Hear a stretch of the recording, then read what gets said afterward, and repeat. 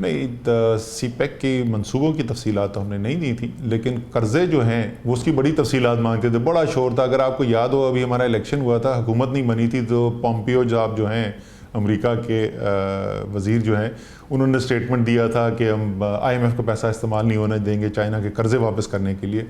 तो जब हमने हकीकत रखी उनके सामने, IMF के सामने, कि जो चाइना के कर्ज़े हैं वो कुल पाकिस्तान के पब्लिक डेट का कोई 10% है, ज़्यादातर कर्ज़े जो हैं वो तो वेस्टर्न सोर्सेज से आए हुए। उसके बाद उन्होंने उस पर और कोई सवाल नहीं पूछा था। तो मंसूबों की कोई तफसील तो नहीं, लेकिन कर्ज़ों की हमने तफसील ज़रूर दी थी। क्या आप समझते हैं कि तहरीक इंसाफ अपनी नातजुर्बाकारी की वजह से वो कामयाबी हासिल नहीं कर पा रही जो कि दावे किए गए थे?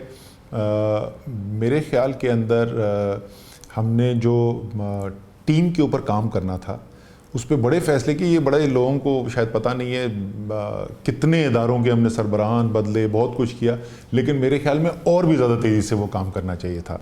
तो जब आप मुश्किल फ़ैसले करेंगे और उससे परेशानी होगी, लोगों के लिए मुश्किलात भी पैदा होंगी शॉर्ट टर्म के अंदर, तो उसकी वजह से लोग ज़ाहिर है फिर तनकीद भी करते हैं।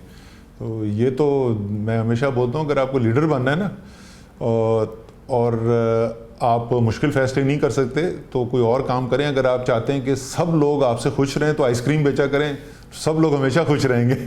अगर लीडरशिप करनी है तो ऐसे फ़ैसले करने पड़ते हैं जिसके ऊपर कुछ लोग नाखुश भी हों।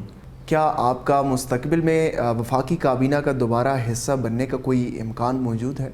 जी बिल्कुल है। मैं कोई ऐसी मैंने नहीं कहा कि मैं काबीना में शामिल होने को तैयार ही नहीं हूँ। जो बेहतरीन तरीका होगा कंट्रीब्यूट करने का, अगर हमें लगेगा कि हाँ मेरे टाइम का और मेरी सलाहियत तजर्बे का बेहतरीन इस्तेमाल इस तरीके से हो सकता है, तो वो इंशाल्लाह ताला उसके लिए हम तैयार हैं। लेकिन जैसे मैंने कहा कि कंट्रीब्यूट करने के लिए, काम करने के लिए काबीना में होना शर्त नहीं है।